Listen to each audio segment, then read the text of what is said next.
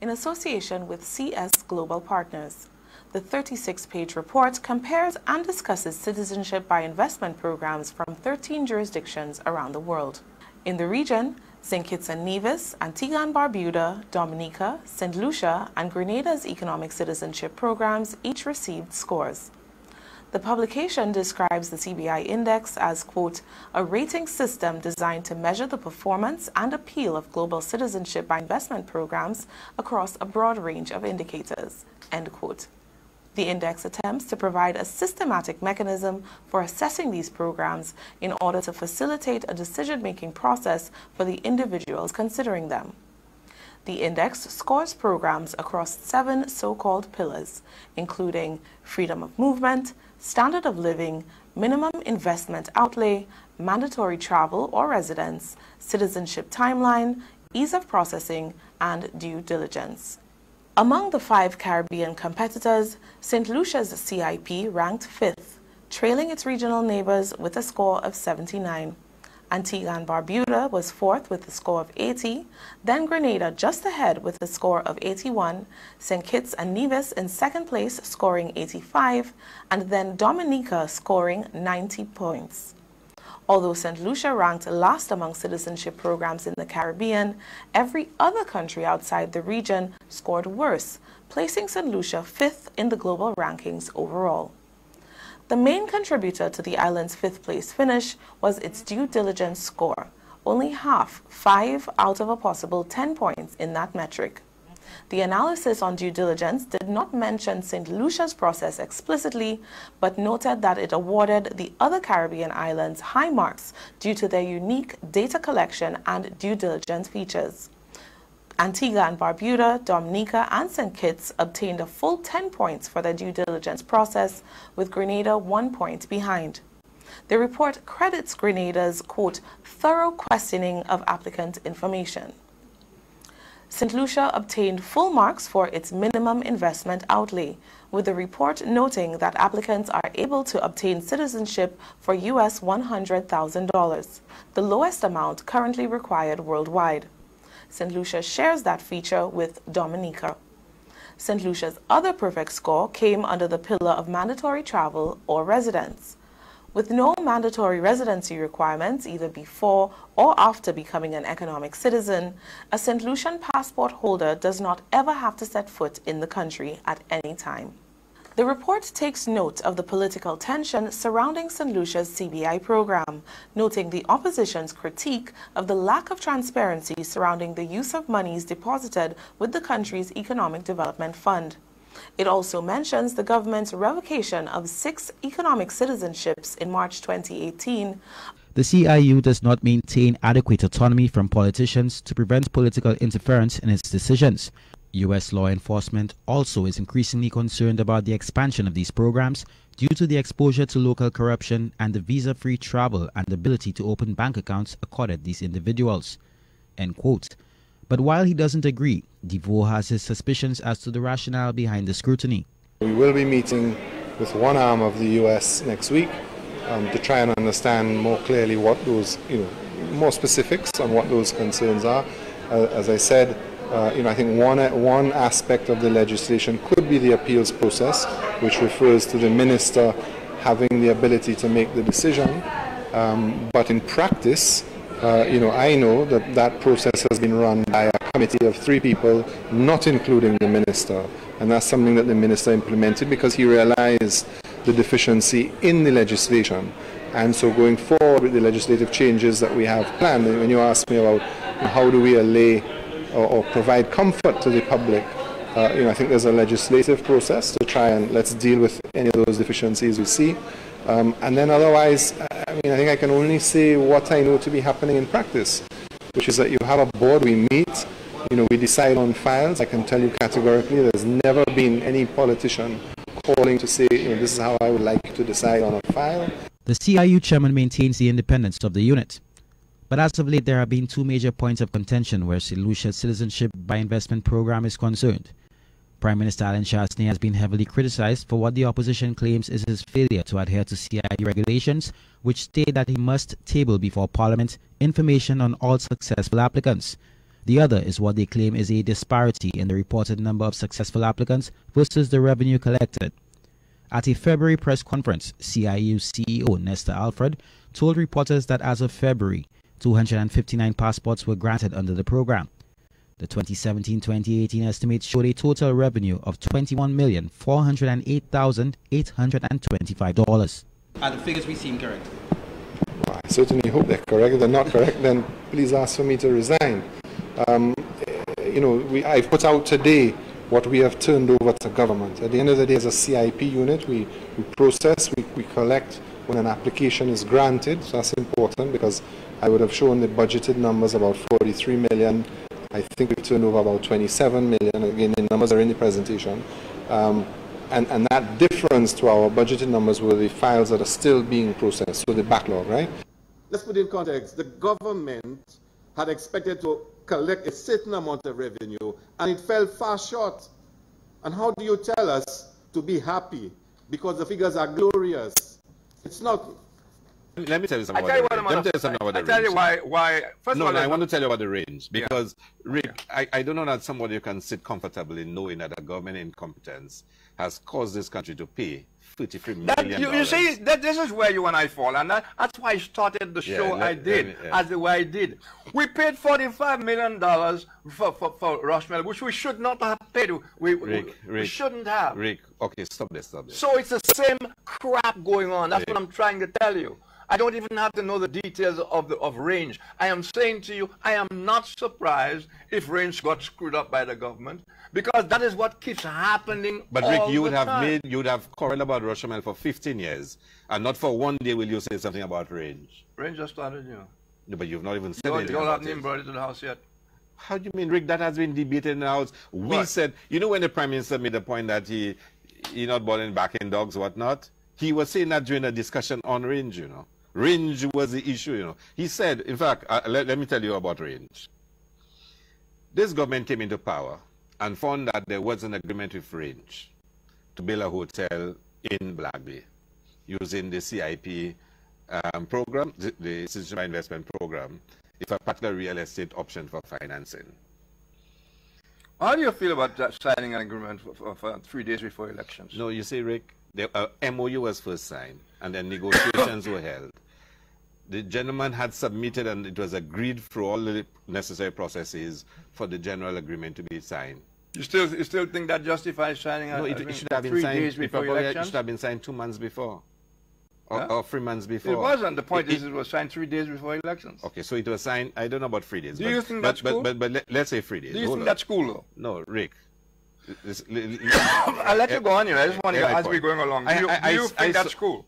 Well, I see no difficulty if a businessman had been discussing with a government. 3 days before an election. But let's go ahead. Because I've heard Kenny Anthony piss on the government doing that. Right. Okay. But let me go on, huh? What's that? But let me go on, huh, Rick? The government then decides. Give me a few more minutes, to renegotiate the agreement. Yeah. To renegotiate it. So the 3 days, which they probably felt they had a problem with what was there in the agreement, falls by the wayside. Because they renegotiated. No, I wasn't dwelling on it. No, so they renegotiated the agreement. Is something wrong with that? No. Oh. A new agreement is signed August the 3rd, 2017 at Royalton. Yeah? They renegotiated agreement? Yeah. To what effect? Well, they made changes to the agreement. Well, I understand that, but right. Fundamentally, what was the difference? The financing mechanism. That the developer would bring in CIP applicants through the donation mode, whose money is supposed to go to the National Economic Fund, and instead the government would give it back to him as a loan at 2%. And we explained to the government that what they're doing was wrong, it was bad financing, and secondly, it was also illegal. We told them so in the House, in press conferences, repeatedly, that you are going to end up in trouble, and this country will end up having to carry the burden of your errors. The Prime Minister stood up now and said, he'll never take my advice. Don't bother backing dogs. We said it over and over. Prime Minister, see what you're doing. This is wrong. This is going to cause trouble. We end up now where the government is forced to have a settlement with range. And according to figures given by Honorable Dominic Fede, we now have to pay the developer $33 million. I'm told that's not the figure, but I'm not going to argue that. Now, to be honest with you, Rick, I thought the figure was lower, but based on what Honorable Dominic Fede said, and I can give you the transcript, and you can see it for yourself. I'm not going to tell you what I was. Do you think that is right? Do you think the citizens of St. Lucia would be pleased with such a situation? So hundreds of jobs are lost in Black Bay. The people of St. Lucia now have to give up $33 million, Rick, because the government was deliberately incompetent. See, Kenny Anthony, yeah, we have to get there. He was the Prime Minister. I don't know why you're not proud to hear me mention his name. Yeah. You should be proud. Because every problem begins and ends with Kenny Anthony for you. That guy was, you know how much work I did. I have every right. And he was given a thing for 16-1. The non-tax revenue is the CIP fees. $43 million was expected to be collected. Instead, it is reported that $21 million was collected. How is it that the government is reporting that it only collected $21 million? Where is the balance? The DSH development has been plagued by controversy from environmental concerns to staunch criticism from the opposition and civil groups. Recently, the CIP unit issued a statement indicating that the project was not CIP approved and that Teo Aking was not authorized to sell St. Lucia passports. Yeah, the components of the project that will be part of the CIP. So as I indicated, we have agreed that we will be able to sell the donation, and part of the donation will go towards paying back for the horse racing track. Recently, 6 CIP citizenships were revoked. Now, in addition to the regional security programs that we also have what's called third-party background checks. So the third-party background checks are independent companies that actually do work on the ground to find out who these people are. So they actually use their offices in wherever city those people are, and actually take photographs of their home. They confirm that they're actually working and the information that's on the application is correct.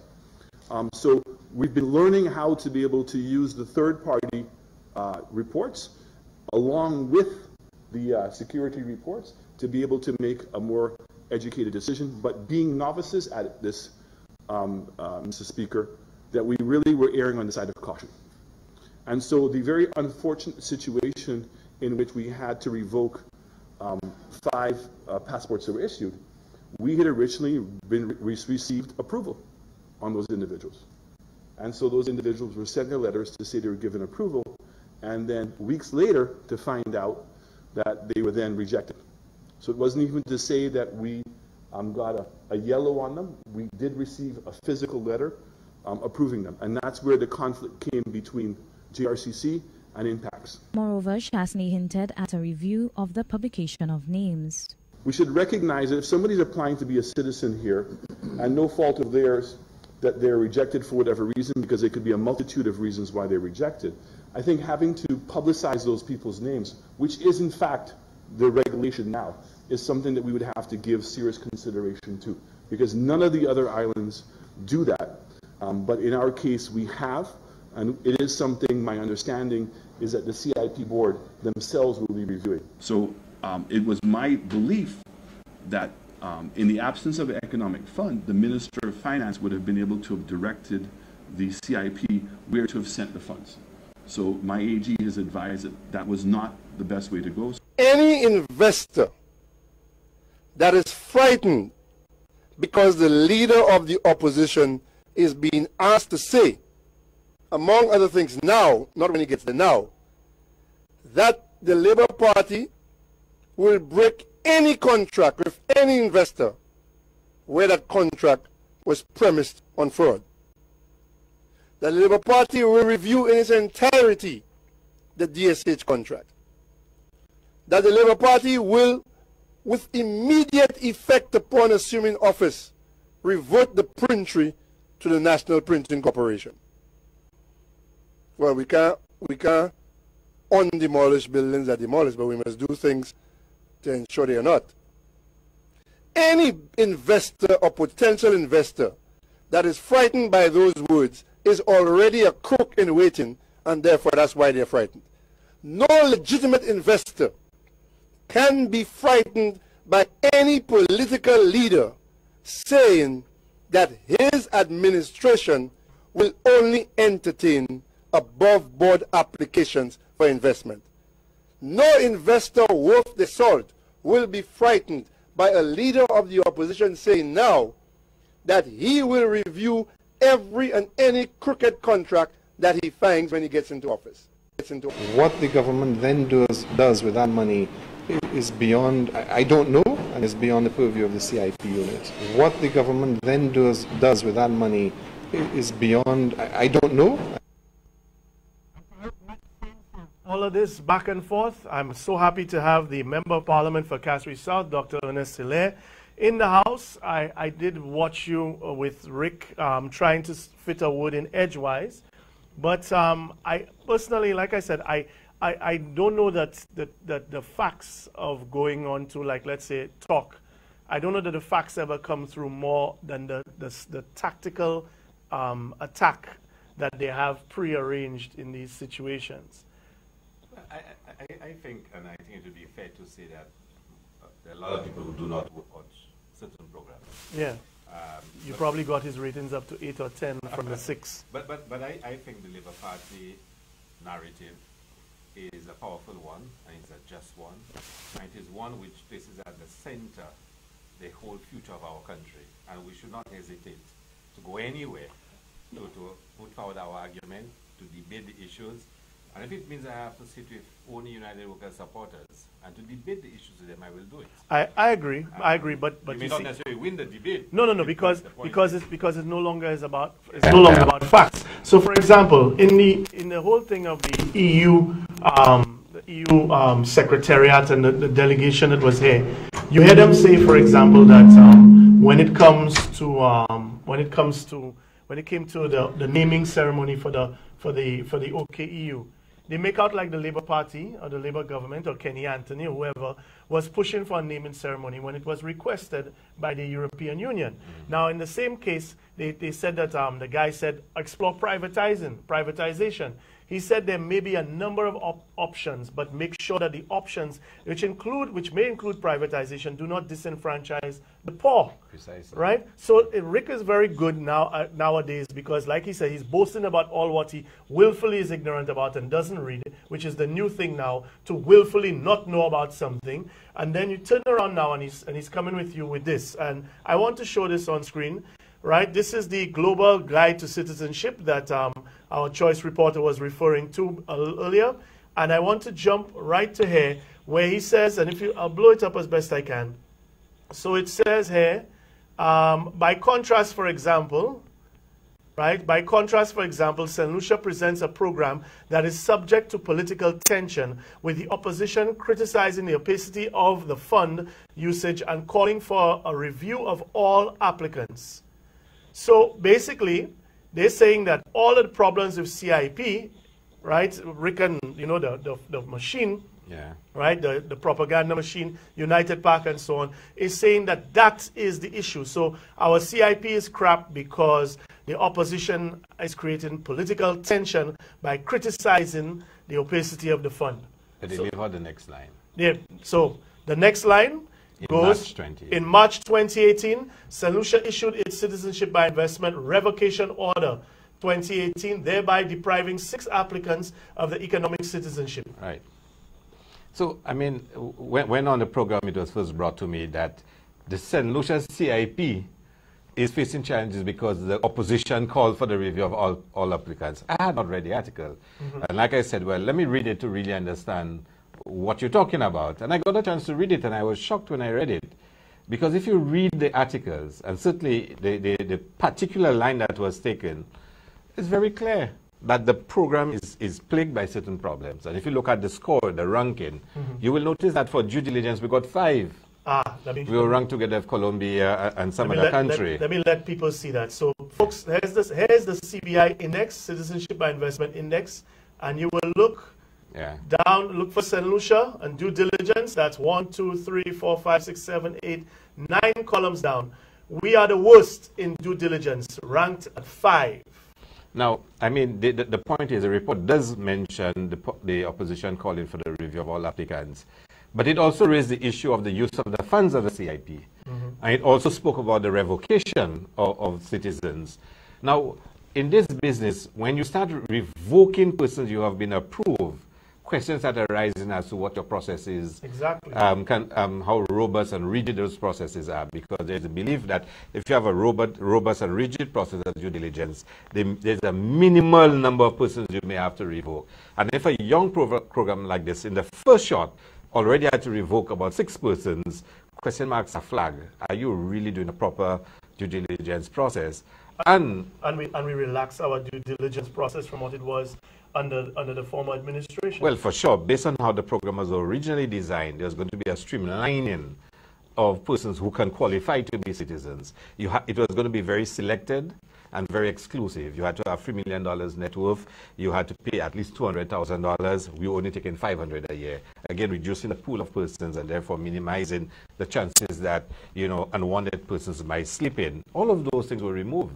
And therefore, you made it a free-for-all. In fact, when the Prime Minister announced the changes, he said, we're now the cheapest on the block. You virtually say SNS of passports. Precise. Yeah, exactly. But this index also, and I want to go back to it, folks. This is actually from people who are buying passports. This is they were surveyed. So in other words, our due diligence at being the worst at 5 is not something that the governments or CBI or some international body reviewed. In other words, the people who are buying these passports want due diligence to be high. They want it because they want the reputation of the person that they are getting the passport from to carry some weight. Now, for example, you see here it says not being mandatory, like for example, mandatory to come into the country, they get 10. They don't want to come into the country, so they're happy they don't have to come into the country. They rank it 10. Right, so but they rank it 10. Can I tell you something? Persons that are seeking to be applicants and citizens through those programs, they also consider about the use of the money, sir. There is that perception that these people are solely interested in a passport and they will just give money to any destination once they can get their passport. You see people that want to do that, you don't want them to apply to your country. Think about it. Anybody who wants to apply to be a citizen of your country through this program, and all they care about is how quickly and when you're giving them their citizenship, you do not want those people. Why? Because they don't care anything about the country. They don't. All they want to do is I pay my money, give my passport, and to hell with you all. I don't really care if there's corruption, if there is poor due diligence. Anybody that pays no regard to that, you do not want them. And that's why the report raised the issue about the use of funds from CIP, because for some people that is a concern. The use of funds from CIP for them, they do not want to know that they are contributing. And I talk about the rightful thinking citizens, the same way about the political tension. When the opposition says, we have reason to believe that through those changes that are made, there's a possibility that persons who are not worthy characters will become citizens of St. Lucia and we will review the applicants. That's the context in which the comment was made. Some of them actually accept that, but it also says to them that there's something going wrong in the program. So let us look for a case in point, right? Let us try, for example, the range.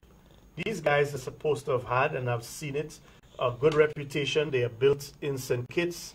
They're built in Dominica, Kempinski. They signed an MOU with your administration in September 2015 under the original terms. So in other words, they were willing to do it the way that it was written into law. So they were willing to put the money into the Economic Development Fund, sell the passports at the price they were supposed to sell it, and so on. Right? Take people now through, because some people still don't get it. What exactly this government, because I equate it as a simple thing. You agree to buy, the range was like saying they were agreeing to buy a car for $100,000, and the government says, no, let me give it to you for $20,000 because we're doing the same thing for Tewa King or something. I don't understand. No, it's worse than that. It's worse than that. So we signed the MOU, and Rage went through the process of doing their preparatory work, whatnot, and we negotiated a general agreement. and one was proposed and it was signed. The UWs are making a big issue. Oh, it was signed 4 days before the election. Yes, 3 to 4 days, recall. 3 to 4 days before the elections. I mean, government is continuous. So if a developer comes and they sign an agreement, they don't have to really too concerned about which government is in power. They know they sign the agreement and they're moving on. But you know already that it sounds good when you say 3 to 4 days before which elections. is not true. But anyway, but let's put that aside for now. We'll come back to it. The new government comes in. Now, this is a new government that stopped the Viewfort Administrative Center. Stopped it. And they stopped it knowing that they would have to pay the contractor millions of dollars for the work, including having started digging the foundation. So they stopped the administrative center. They stopped the Soufriere Square. They stopped the Cassius-Grosley Highway with a loan agreement signed with the QAT for funding for it already. They stopped the start of the work on the Northeast Highway, the use of the British UK government funds was going to be allocated to stop that. So I give you 4 projects that United Workers Party stopped. Stopped. They didn't stop range. But if you can stop all the others, surely as a stop government, you can stop the range. If you have such objection to range being signed 4 days before, 5 days before, you could have stopped it. The same way you stopped the other 4 projects that were all signed by contract. They did not. Wasco as well. Well, I just gave you 4. I can give you many more. But they went and renegotiated the range agreement. Renegotiated it. Left the sale of the land in there because it was an agreement to sell land to range.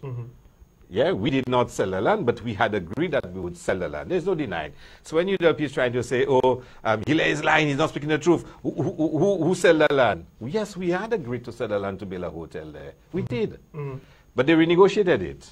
The main point in the renegotiation was the financing. Where, as you said, Range built a hotel in St. Kitts using the real estate option, built one in Dominica using that option, they would build one in St. Lucia using that option. A proven track record.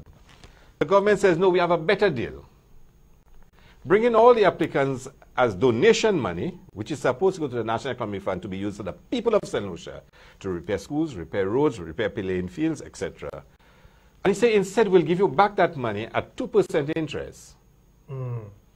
When we spoke in the House, because it never came to the House, but under another subject dealing with CIP and the negative resolution, we spoke and we said, this is bad business. You cannot take the monies that you've received for the people of St. Lucia and give it as a loan at 2%. And we went through all the maths to show them it's better to keep the old model. And secondly, we said it's illegal. It's illegal because Section 33 says you must come to Parliament for approval how you're going to use the National Economic Fund's money. Prime Minister says he will never take our advice. He don't bother backing dogs, whatnot. But we warn him that this can have serious consequences for St. Lucia. So the government renegotiated the range agreement. They signed it on August the 3rd, 2017 at Royalton.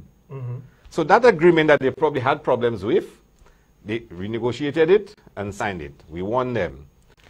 They then sold the land in September, on September 11th, 2017. Labour Party was not in power. They sold the land under the new agreement they had signed a month before at Royalton. And I want them to come and deny that. What happens now? Range wants the money. Range wants to make sure that everything is in place. Range cannot get access to the money. So Range says, look, what's going on? We brought in 250 passports. Where's the money? There's no money for Range. Where is the CIP money? So y'all now, let's stop there. You are a member of parliament. You are the opposition, right? Government documents. Right now, aren't you all, first of all, do you, in fact, I asked you, do you know exactly how much money has been collected in terms of CIP? No. Does the opposition know how much money is being collected? The opposition does not know. The people of St. Lucia do not know. I think the CIP unit know, and the CIP unit knows how much money they pass over to the government. But even when you look at the budget, and I made that point during the press conference, you look at the budget estimates for this year.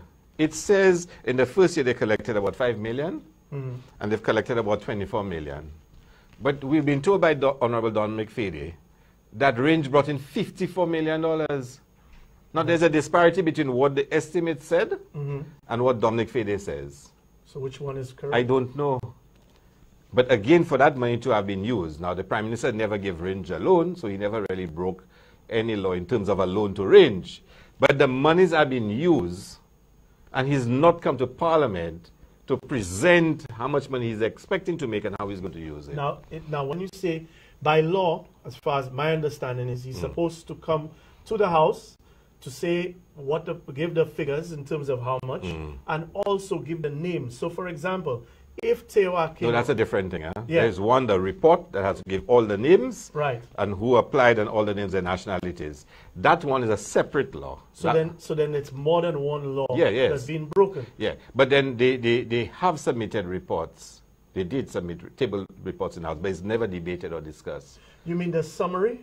Right, the summary. Because I don't know where, for example, a place like rest of the world is. No, well, that's the point. The point is they claim that by providing that information, they've met the requirements. But now, some of us disagree.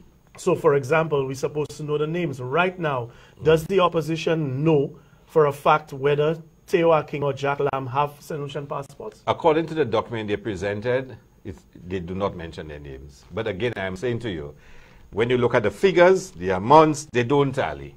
They don't tally. They don't tally. And you're not in a position to know what is not being presented and what is being presented. I had spoken to a lawyer that's based in Dubai. He's a Canadian lawyer, Mr. Bayat.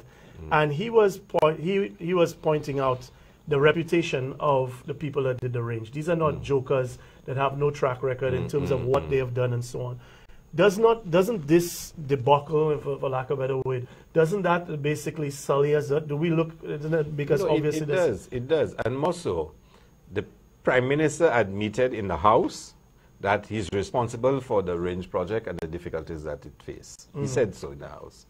Subsequently, the media asked him about the project, whether it was stopped and whether they would be sued, and he said he was talking to other developers already to replace range. He accepted responsibility. And at the end of it, we have to pay $33 million. That is a serious reputational issue for St. Lucia, that the government proved to be so deliberately incompetent that it is costing the people of St. Lucia $33 million. But you see, my problem with this is that, sorry to say it, but the Prime Minister has a track record of losing money that belongs to taxpayers, and it never affects him.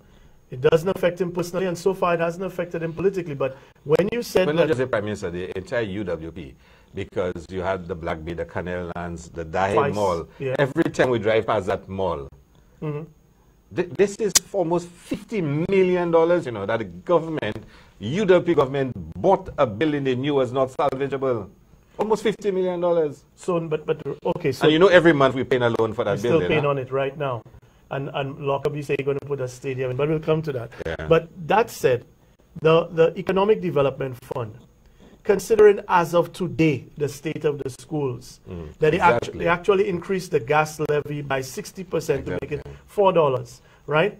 So basically, the other countries, I mean, you've been around the region. You've seen, I saw Dominica did a housing project. St. Kitts. St. Kitts. I mean, I've done work in St. Kitts and Dominica, and I can tell you, substantial amount of money from the, well, they call it different names, the fund different names. St. Kitts is Social Development Fund. They have different names. They have the Sugar Diversification Fund, whatnot. Substantial amount of social development has been financed through the donation money from the CIP. Substantial. So then let me ask, for St. Lucia. Nothing. That cannot be. There must be at least one project. Not one. That CIP has helped to alleviate, whether it is the roads, schools, bridges, hospital, and not one. And I want to tell you something, Chris, just to show how serious that issue is. If Range bought in $54 million, which Dominic Fede said they did, and they're going to pay them 10% commission, which they're not supposed to get. But we can come to that. Okay. Yeah. Where's that $54 million? And that's Range alone. So that's Range alone, you know. That's not other people that have brought in passports, you know. That's Range alone. Where is that $54 million? And that's what we keep calling on the government. Tell us how you've used the CIP money. Look at the estimates. In the estimates, it says they're only going to get 26 million. But there's no project in the estimates that tells you that is financed from CIP. You will see bonds. You will see loan from CDB, loan from World Bank, Taiwanese. You see all the source of financing. You don't see any called CIP. So let me come with my conspiracy theory. You can confirm, deny, or leave it alone. We had an election coming. You had Cambridge Analytica was on board to do the mind bending and so on. And behind Cambridge Analytica, you had Christian Kalen, that's Henley and Partners, right? Henley and Partners. The government comes in and it quickly gives Henley and Partners to be basically the big boys on the block with regard to CIP, that which includes the Prime Minister's personal lawyer. From there, no transparency. Am I connecting the dots in a way that is untoward, or? Well, again, it's even deeper than that. There's the machinations of the management of the program, and I'm not attacking the professionals at the unit. I'm not going on that road. I'm dealing at a policy level because they do their work and they follow directives and they follow things. But I'm dealing at a policy level, not at the professionals in the unit. Somebody has to tell us where is the CIP money and how is it being used. We cannot run away from that, Christopher. Now, they can bring in passports, Henley can bring in, he can use whoever he wants as his local agent, the Prime Minister's personal lawyer, whoever he wants. That's his business. They can give them commission. If the law says you can give commission, you can give commission. I may not agree with it, and when that was first raised, I disagreed with it, but that's a policy decision. But you must say where the money is. So for example, that for me is the big issue. So then explain this one for me. Invest St. Lucia for CIP approval rejected at least 7 times DSH. Both Invest St. Lucia and CIP unit rejected it. Okay, 7 times British, 7 times French, 7 times rejected by CIP for DSH, but yet it's going ahead. Because apparently from what I read somewhere, that Cabinet has approved it. In fact, the Prime Minister said Cabinet on the RIC program that Cabinet has already approved the DSH. Now, according to the procedure that was established, it had to be reviewed by Invest St. Lucia and CIP and then make a recommendation to the Minister, who then takes it to Cabinet. But Cabinet seemed to be overriding the process and approving without CIP or even Invest St. Lucia approving it. So hold on. The person that most directly in charge of CIP as a minister would be the same Minister for Finance, which would be the Prime Minister? The minister responsible for CIP is the Prime Minister. Is the Prime Minister. So the Act doesn't say that, right, but somebody has to be made, right, and it is him. Invest St. Lucia says this is a bad deal 7 times. Yeah. And the Cabinet says, no, we're doing it. Yes. So the professionals, the people that's supposed to do due diligence, they're supposed to crunch the numbers and everything, are saying that DSH is a bad deal, it's a bad thing, right? It relies too much on citizenship by investment, this, that, and the other. And after all of that, they're still going ahead of it at a Cabinet level. Yeah, because Cabinet, as the highest executive authority, can make decisions like this. I guess there are lawyers out there who might want to argue otherwise, I don't know, but from my own understanding, Cabinet can make those executive decisions once it's not in conflict with the Constitution or the laws of St. Lucia. And these are not stated in the laws. These are procedures for CIP and how we proceed. So then before we go to break, then my question is now, right, have this government essentially killed our citizenship by investment program? Well, I mean, they've seriously damaged it, and this range project is even more damning. And Christopher, you know, the United Workers' Party and on Facebook, wherever else, are trying to make an issue, as if the issue is when the agreement was signed, whether it's free, and Rick tried that 3-4 days before elections, a big deal about, you know, who agreed to sell the land in the first place. All of that means nothing when you have a situation where we have to pay $33 million to range. Hey, you had a hotel, you're coming to build a hotel in St. Lucia, would employ hundreds of people to work on the construction site. It's a Ritz-Carlton, so it's an ultra-luxury. Hundreds of St. Lucia would be employed there. So this was a plus for St. Lucia. Hundreds working in construction, 100 working in the operations of the hotel. We move from that scenario because of the incompetence of the government and the Prime Minister directly, because he said so, that he is responsible, to a situation where the country has to pay $33 million according to Honorable Dominic Fede. And we've lost the project. And we've lost the project. How does one even try to justify that. I mean, I read some of the comments, and even on my Facebook page, people write comments. How do you, in good conscience, as a St. Lucian, come out and justify that what happened is okay? Oh, let's live with it. I mean, how do you do that as a St. Lucian? Well, like the Prime Minister says, the truth is whatever you choose to believe nowadays. And unfortunately, as much as that would fly in the face of logic, we are now in illogical times. Now, we're going to go to a break now. When we come back, we're going to deal. In fact, I'll let you all see. Stay tuned, St. Lucia. Cons and pros and cons, benefits and issues that come with any field. Last night I was at the Darren Sammy cricket ground, and I would tell you that technically every sport field you have in this country, if it was natural grass, should look as good as that. But when we built that field for the Cricket World Cup, when we rebuilt it for the Cricket World Cup, we built it by international standards, and honestly, it's the only international natural grass field in the country. How realistic is this? How real is this thing? Where is government getting the money to build some of these projects you mentioned? Government have issues. Not just the government, but government of D, I'm referring to, whichever government is there. They have problems in getting money for sports in this country. If you look at the various budgets over the years, sports have never ever given its true treatment. Now that you have a master plan for sports, and you mentioned 40 years, and I've gone then. Where is government getting money to? I'm not the government. I know you're not, but I guess you have an idea. But I've shaken the hand of the ambassador from Taiwan.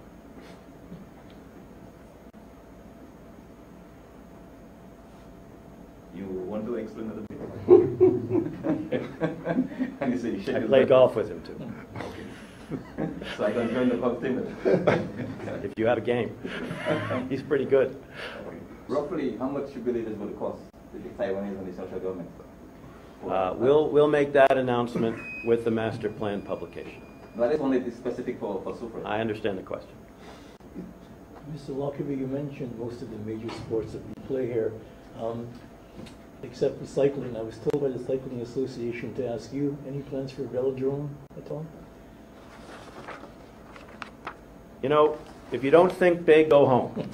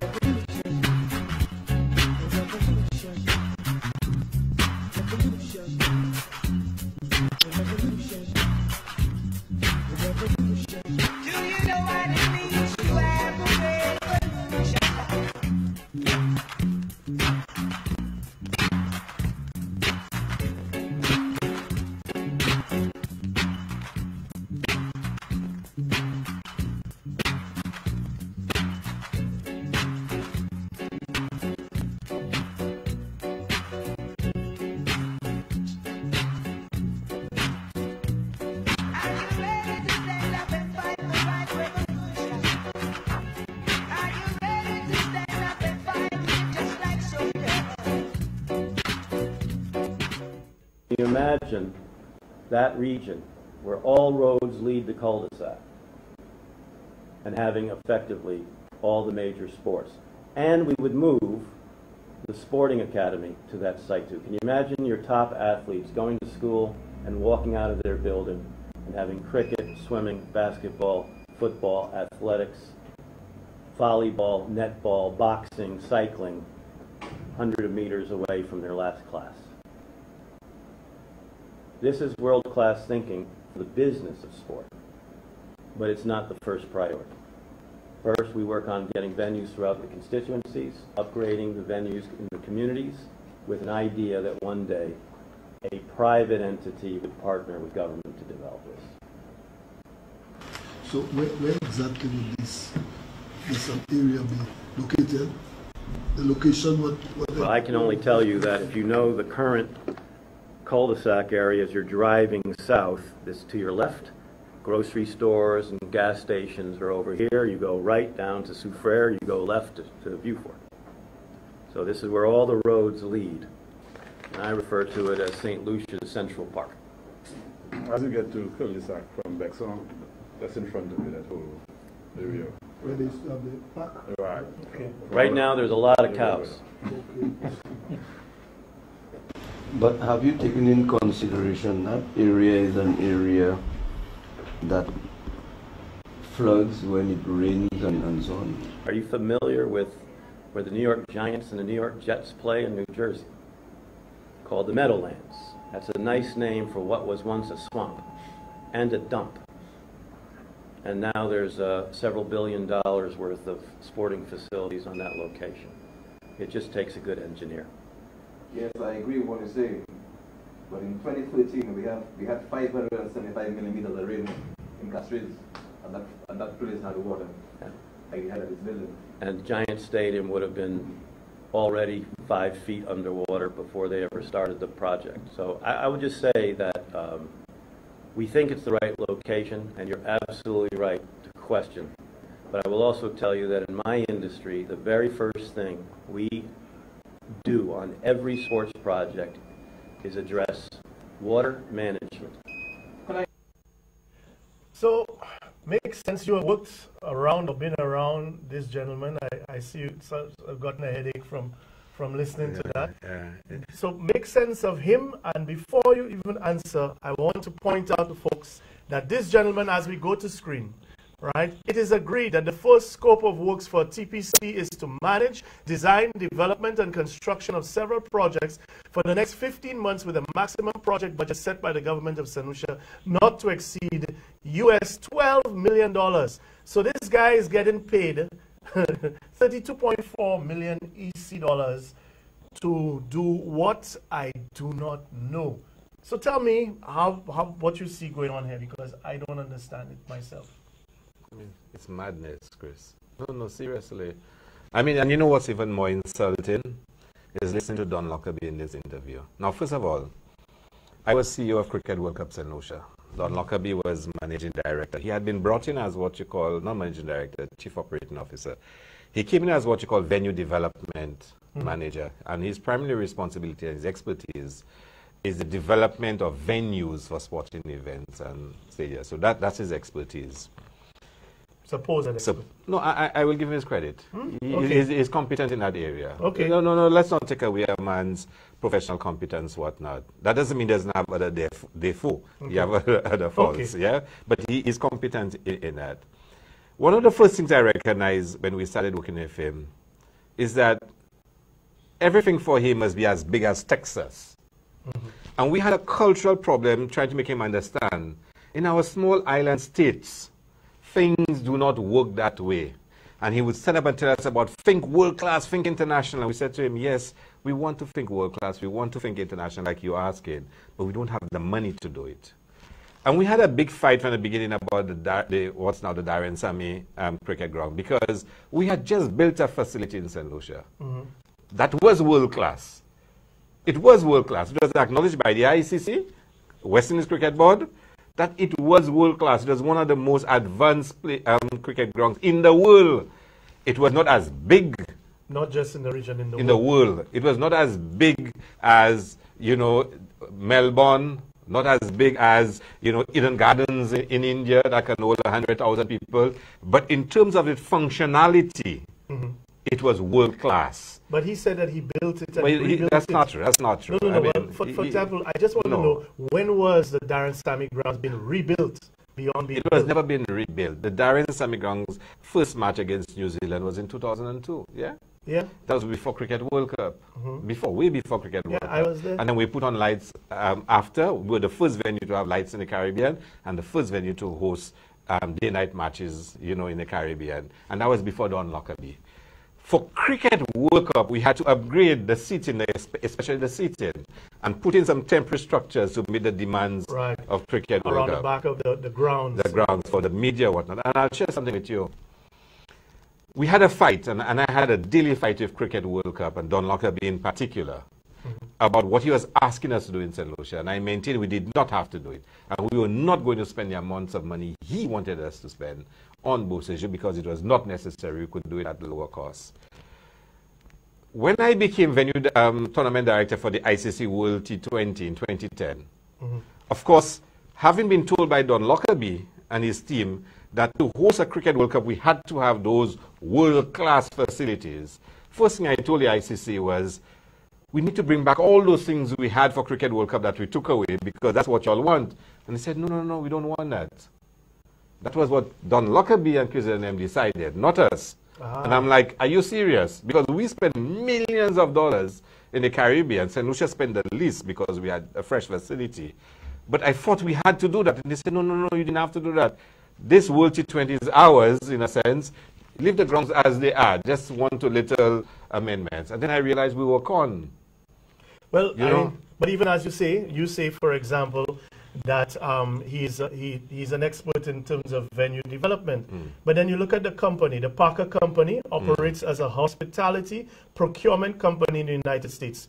The company specializes in procurement of furniture, fixtures and equipment, and outfitting supplies equipment. It serves various hotels. So basically, the company is a furniture and fixtures company, has nothing to do with sports. Well, that's another story. The president here, Douglas Parker, has been president of purchasing division for HotelWorks.com. In March 1997, he started his company. And literally right up to now, the company that we are paying $12 million US has nothing to do with sports. But listen, Don Lockerbie speaks about when somebody says to him that the cul-de-sac is a floodplain. And he says, you know, think world class. The Meadowlands. The Meadowlands. And he goes on rightfully to say, the Meadowlands has billions of dollars of stadium and infrastructure there. Billions of dollars. Can we in St. Lucia afford to spend billions of dollars to get the cul-de-sac floodplain up to a level? You see, with money you can do anything. Dubai has proven that.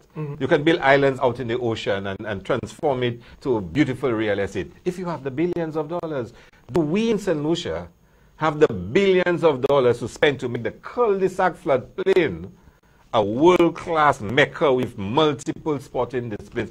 Who is selling that to us? And I see on the during the press conference, Ricky Alexander, who is a youth leader. I know Ricky from when we were teenagers. How do you all sit by and just let somebody spew out that kind of stuff and tell St. Lucians believe in it? I mean, do you know the amount of money that we pay in Don Lockerbie, 12 million US, is the cost of Beausejour? The entire Beausejour cricket ground costed $33.7 million. But when the entire, his salary. Take for example, when you were Minister for Sports. The PS. The PS, sorry. The budget was somewhere around, what, about $15 million a year? Somewhere around that. That still is less than half there. Right now, the budget for the Ministry of Sports is $8.3 million. Of that $8.3 million, 8.1 is recurrent expenditure. So that means they only have $200,000 towards anything new. You've seen the state of the playing fields around the country. You've seen we cannot even get the damn anthem right for our athletes like Laverne Spencer, let alone giving them boarding and lodging, let alone giving them proper athletic training and so on. So how is this supposed to work when the country is broke? We literally did the budget of the Ministry of Sports can fit inside the guys what is supposed to be paid to him about 4 times. But I also want can I tell you something just before you show your next thing? And I think your next thing will prove it. Now, the way Don Lockerbie operates, you know, if he sits here with you and he's talking to you about an idea and he does a sketch for you, he charges you for the sketch, huh? Well, now hear that. Now, everything he does, he charges you for it, huh? So I have the proof of that in that, for example, let's go to screen here, folks.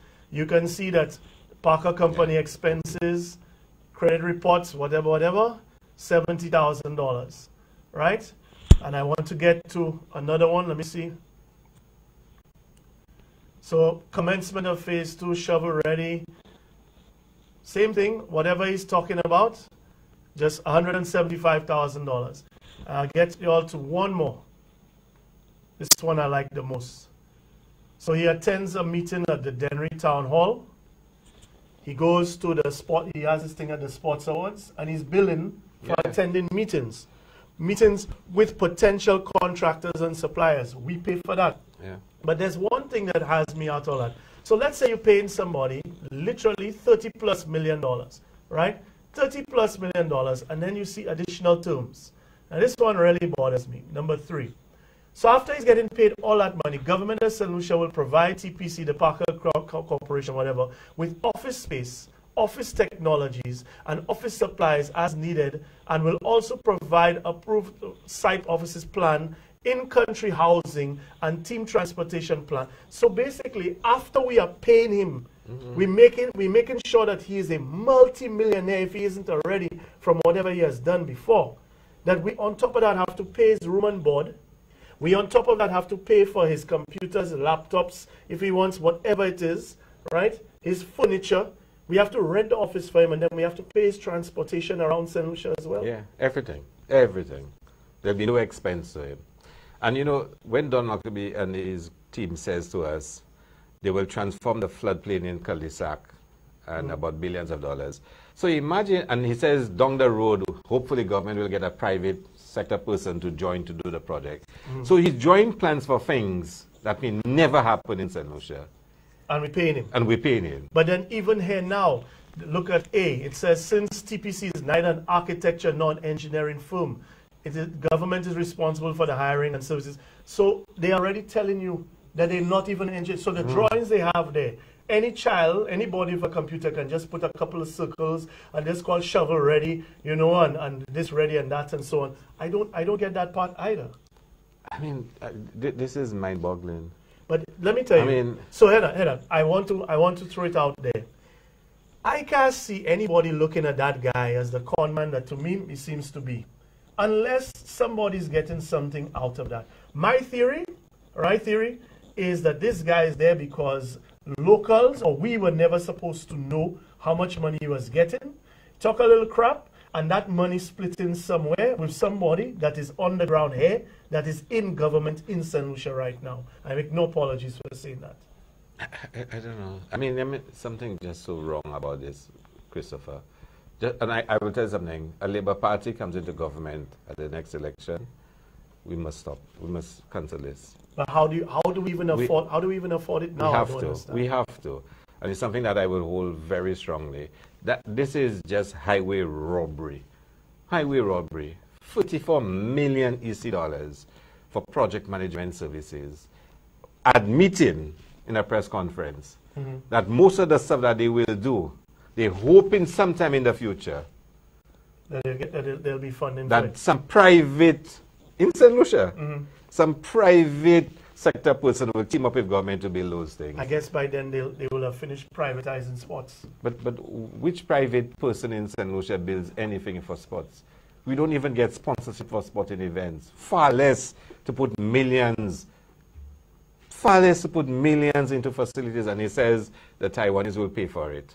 But he does seem to have a penchant for water, because where he's proposing putting the cricket grounds, I walked that land, and that land has 6. Where's that? In Soufrière. He wants to put the cricket grounds where there's 6 water catchments, and but all he the land is doesn't care about that, because in his mind, we can spend a few $100 million to get it done. For him, the cost, and he reminds you of somebody else. Huh? Yes, very much. You can understand the kinship. The kinship. Yeah. That it doesn't matter. The meadowlands. What is the Meadowlands used to be swamp, and after a few $1 billion, what's there? So why a causeway? Because it's exciting. So why the cul-de-sac floodplain? That's not a problem. You get a good engineer, a few $100 million, and we'll have sporting facilities there in St. Lucia. And there are people in this government that allow that to go on. Let's put Alan Chastney aside for once. How does Fortuna Belrose, who's a sports person, Spider Montour, who's a sports person, Edmund Asafan, who's a sports person, sit down and allow that to go through cabinet? And they're the ones that should be the first alerted that this crap that's talking there. Yes. I mean, I want somebody to look at Spider Montour in his face and say, Spider, if I give you $34 million now for sports in St. Lucia, what would you do with it? And let's see whether he will say, I will pay Don Lockerbie to do plans for sports facilities. Plans, even though he's not an architect and not an engineer. The lines are open now, folks, at 4560306. I guess we call about anything, but we know that you have impending a march to come. And with this march, I am so happy for one thing. Labour Party has had marches before, and it has been predominantly, or 90% if you want to put it, Labour Party. I'm happy that the march is open to all sides, including United Workers' Party supporters who just want to see the government change this asinine direction. Good afternoon, this is Politically Insane. Hello? Dr. Hilaire. Yes, good afternoon. You know, gentlemen, I keep hearing you saying or asking, you know, the estimates say that, according to the estimates that were laid in Parliament, the CIP brought in X amount of money. We also heard Dominic Fady say that $54 million was, you know, brought in. By range. By range. By range alone. Yes, by range alone. And you're still wondering whatever happened to that money. But the Prime Minister, he gave us an indication, you know, in terms of what happened to that money. He didn't give us the specifics, but remember he did say, upon questioning by local reporters, that he didn't know that he was supposed to come to Parliament to seek parliamentary approval before using the money. Even though there was an entire negative resolution debate. But he said he didn't know that, so he used it. But what did he use it on? That's what we want to know. But you see, look, now that is a moot point. But and that's why I said he didn't give us specifics in terms of to what use the money was put. But he did give us an indication that something has already happened to that money when he said that he didn't know he was supposed to seek parliamentary approval before he used the money. Let me tell you why I disagree with you slightly. If the Prime Minister comes to Parliament and he says, I'm going to use the money to repair fields, I'm going to use the money to repair schools, I'm going to use the money for youth programs, I'm not going to oppose it. I will support him. That. I don't have a problem with the money being used because the money is there for the people of St. Lucia. No, but come and tell us, what did you use the money for? That's for me is a critical point, not the fact that it is used. If it is used for purposes that supports, you know, our developmental agenda, I'll support it. So what was it used for? And how can we have such bad cash flow problems that we had to be borrowing money from NIC when we have this money there? Yeah, but the thing is, gentlemen, what I am saying is, look, if the Prime Minister, and you see again, I am you know, speculating, and just like I'm sure a lot of other St. Lucians are speculating, because the Prime Minister and his cabinet, they are not above board in terms of transparency. Understatement of the year. Well, great. Look, the thing is, if the Prime Minister knew that he had used the money for above board reasons, let us say for some of the reasons that you mentioned, Dr. Hilaire, I am sure he would have come to the people of St. Lucia by now with alacrity and said, but look, you know, sports has, you know, benefited, the health, our health sector has, you know, benefited, education has, you know, benefited. He still refuses to come to the general public to say, here is what I've done with the money. But he has said that publicly, that look, I didn't know that I had to seek parliamentary approval to use the you know, money. But he's not saying, which leaves us to speculate that the uses to which he put the money were not above board reasons, which is why he's refusing to tell us what he did with it. Thank you, gentlemen. Thank you. Yeah, before the caller, you were making a point about the march, and I think it's very instructive. What side of as a Labour Party protest action or the march is now mushrooming and snowballing into something national. In a good way. In a good way. I mean, we are getting individuals who want to call and who are calling and saying, look, I want to give a testimonial of what I've been through in the health system. There are persons who have been exposed in a lot of the ills of the government who say, look, we want to speak. There are persons who were UWPs and disgruntled now saying, I want to speak. My country comes first. And we are now facing a situation where we have to consider and concede that this is not ours anymore. This is becoming national. Which is a good thing. Yeah, this is becoming something that people even outside our political base want to be part of. And I want to call on the workers of this country to start supporting this movement, because we have threats to employment for persons in the printry, nurses, we have customs, we saw what happened to RSL, we saw what happened to the tourist board, and workers in this country are under threat, and they may be institutions that are not prepared to jump, you know, and to really mobilize their members and take action. But there's a serious threat in this country to the workers, and the workers must feel that they are safe and they are empowered by coming out and demonstrating their fears and their anxieties of what's happening in this country. Well, one of the things that you know, it passed very strange when the march was supposed to be for Sunday, and I had my own skepticisms, but somebody made a point to me, it really resonated. They said, when people want, we're not protesting the workers in the government buildings. We're not protesting the people in town. This is for us. We are protesting against a cabinet. So that the truth of the matter is that it's not about being a working day where you are trying to protest against people. These people who are in those government buildings are feeling it too. They're seeing it too. Good afternoon. This is Politically Insane. Hello, good afternoon, gentlemen. Hi, good afternoon. Mr. Hilaire, I want to commend you, to begin with. Thank you. At the way you handled Uncle Rick, or you dealt with him. Yes, I really like that. Now, Rick is one of the people that try to make all kinds of things about the Rochemel and Grindberg. These are dead issues. And we need to move on. Let us deal with all the substantive facts that Christopher and Richard are exposing about this mad government. What nonsense is this? You're just giving away everything that belongs to us. You want to mash up everything that belongs to us. And let me tell you guys something. You see this CIP thing, as a solution, I have never been in support of it. For me, this is wholesale prostitution. It's just like you operate in this brothel and in the highest bidder, you see.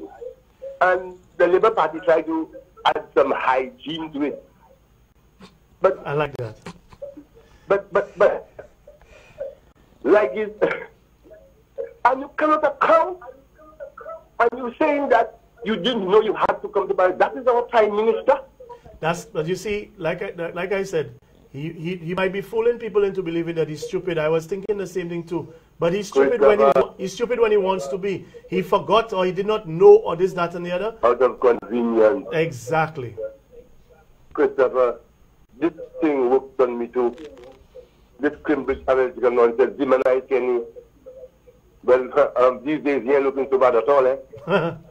And in fact, he's looking fitter and healthier than ever. Dr. Anthony, just keep quiet. Don't say anything. Don't say anything. Just let it all unfold. And on Sunday, you'll see.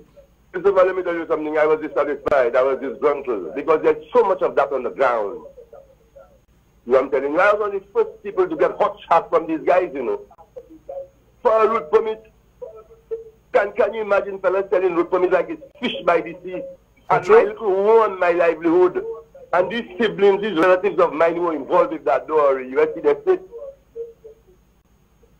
Film at 11.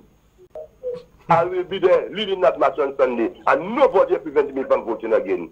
I will. I will be there. Thank you, caller. Afternoon, gentlemen. Now, Rick has a point that he keeps making about, and it's a very good point to make that, you know, if you're a Labour Party supporter, you don't know nothing about Grindberg or Rochemel. And if you're a UWP supporter, then you don't know. But think of the frequency. Let's say it was 3 issues with Labour Party over 15, 20 years. In 2 years, I'll be honest with you, I thought Shastney would be bad. I didn't think it would be this bad, this fast, and this aggressive, and this unapologetic. And the other thing, too, is when you actually do go into the facts of things like Grindberg, and you hear him himself tell you that the lawyers tell, Kenny just said something simple. He said, Rick, or inferred, Rick was just basically going on laws that were pre-independence, and that alone destroys the whole thing. Good afternoon. Good afternoon, Christopher. Good afternoon. Mr. Hilaire, good afternoon. Good afternoon. Great job, boy. Great job. I applaud you for Thursday night. Thank you. Let me tell you, Tiwa King will have to take us to court. Because that document is already signed, and if Tiwa King has to kick out from her, we have to pay. Chasney, you see Chasney? I don't think Chasney is coming back to St. Lucia. No. After that match, you see that match, he ran away from the match. Well, caller, I don't think he ran away from the match. I'll be honest with you. I don't think so. I think it was vacation time. Boarding school. And there's boarding school, and there's also a situation with of an in-law that is in poor health right now. So I can understand him being out. That's not where my issue is. Well, my issue is, and I said in front of the Labour Party, Trinidad do apologize for shutdown. I believe in the march for one thing. I know what I want it to lead to. It has to lead to the public servants knowing that we have their back, that they have backer, and then they have to do what they have to do. Yeah. Christopher, don't be afraid. Public servants will shut down the country. I hope so. No, it will happen. 2 days is enough for me. It will happen. Because enough is enough. The people are complaining now. Both Labour and UWP. Well, you see what Labour and UWP have to realize. Labour Party thought it was just UWP and they were laughing when Chasney was taking the nomination. But now all of us, all Labour and UWP in the same boat, because who is bringing in Chinese? When he's talking about Jamaicans taking over the country, look at how they're taking over agriculture, agro-processing, produce, right, purchasing, taking over tourism. Look at how they're taking over. Go in the tourism authority and see how many Jamaicans. You think it's Fede alone that running around as a foreigner? The whole of St. Lucia has been liquidated and privatized. Because you know what happened? You see that nastiness that happened in the restore with that Cossack and all this nastiness? Mm-hmm. That's a payback for it there now, no. The devil is in the island. That's why we have all that hit in St. Lucia, no. That thing Chasney did over there with that Cossack and him and taking the poor innocent children and do all this nastiness. That's the evil in the country there now, no. That's why we have all these murders on all these things going on in the country. Well, when it comes to religion, I leave that to you all to try to rationalize. No, but it was no religion thing that was going on. It was an evil thing that was going on. That was evil. Well, you know? The good thing for me, I don't own a Cossack, so I'm okay. Thank you, caller. Okay, buddy. Yeah. I mean, you know, sometimes you hear the debate, and Rick and others, Grindberg, Rochamel. Yes, in Rochamel we had to pay certain amounts of money according to the agreement. Legal fees. Yeah, I think. And Grindberg, we took it to court, we won, the guy has appeal. But they will say nothing about the Dahem Mall in Bois d'Ouage, about $50 million. The canals and Black Bay lands, about $60 million. That we're going to lose again with Galaxy. With Range, another $43 million.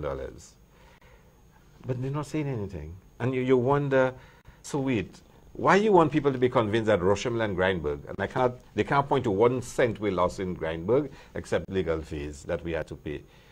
But why the others? We should not comment on it, because when you raise it, all governments involved in incompetence. You just sat down with St. Lucia's premier investigative journalist, and count how many times, I counted at least 14 times, that he actually was extolling the virtues of not reading this and not following. And I'll tell you one thing, I know Rick can read, I know Rick can understand, and I know Rick can analyze.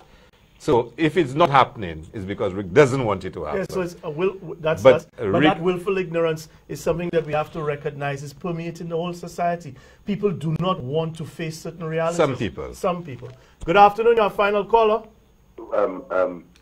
Gentlemen, I don't want to seem to, but let's see what happens. The Prime Minister just said that we'll see who the deal with the one making the deal with the printry for the printry. Let's see who it is, and we'll say what we have to say then. Okay. Yeah, but I mean, the match is important, Christopher. It's an opportunity for St. Lucians who are disaffected, dissatisfied with what's happening in the country to come out and demonstrate the disapproval of the direction our country is going. And Sunday is an opportunity for persons who have anxieties about health care, about the hospitals, about the treatment, persons who have anxiety about their jobs, whether it's the printry, whether it's customs officers, whether nurses, to come out and demonstrate. There is a very concerted and deliberate attempt in this country to privatize our social existence, to privatize our lives. And one is not saying government should not try and find better ways of doing things. But this philosophy that helping poor people, helping mothers to send their children to school is bad. Everything to deal with the social conditions of our people and improve it is wrong because we're making beggars of people. But we should privatize all aspects of our life. And social welfare to the rich, I mean, foreigners. Don Lockerbie captured it, you know. He says, in his mind, the cul-de-sac floodplain is the Central Park of St. Lucia. Think about that. And Shasney has Central Park going where the printer is. Yeah, I mean, there's such a thinking, and I think somebody on Facebook, Jimmy or somebody wrote about it. You have the square, not properly managed. There's so much more we can do with it. The garden, so much more we can do with it. But you want to create another one right there opposite the cruise ship berthing area. On prime land. On prime land. And you really wonder, why do we want to privatize everything in this country? But everything else that is needed for the people is bad. You want to, look at the views expressed on education. The Prime Minister says when government policy changes, he wants to give every child $3,000 to go and find your post-secondary education. Go and find your post-secondary education. $3,000. Yeah, but he earlier said it cost $9,000 per child at SAFA. Yeah. So each child has to find $6,000. But it is no longer the responsibility of the state to make sure all our children get post-secondary education. And somebody was making a point in another radio station this morning. If everybody said education is the key to our progress, why should it be so expensive? Why should it be so difficult to get it? But here's somebody that's telling you, I mean, I want my daughter to have a tertiary education. That's what she's doing now, right? I don't understand how I'm sure the Prime Minister wants tertiary education for his children. How do you justify now telling people that when they leave secondary school, you give them $3,000 and after that go and find an education. Go and find an education. I mean, just think about that, Christopher, that it is no longer the responsibility of the country to take the young people and ensure they have at least post-secondary education. We've reached universal primary school education, universal secondary. We need to make sure there's universal, no, first of all, the daycare and preschool, because you can't start off so disadvantaged, and then tertiary. Tertiary is expensive, so you have to understand how do you move gradually towards that and how do you improve, access for our young people. But that's a responsibility the state has to the young people of the country. And for government to be rolling back on all the advancement we've made as a people is shameful. Sunday is an opportunity for us to come out and for us to demonstrate that we're not in support of the direction that the country is going. And that's what makes Sunday important. And you made a very important point. We have to be saying to the workers and the other persons who feel a little frightened to come out because they sense so much victimization. The first act of this government was a mass victimization initiative to fire all the nice workers. So they are rooted in victimization. But as a people, we can stand up against them. And we have to say to workers and people who are a little hesitant that they have Baka in numbers. And the numbers are swelling. And therefore, Sunday is an ideal opportunity for you to come out and to show to the people of St. Lucia and to the government we disapprove of the direction this country is taking. Well, thank you. I know we've gone a little bit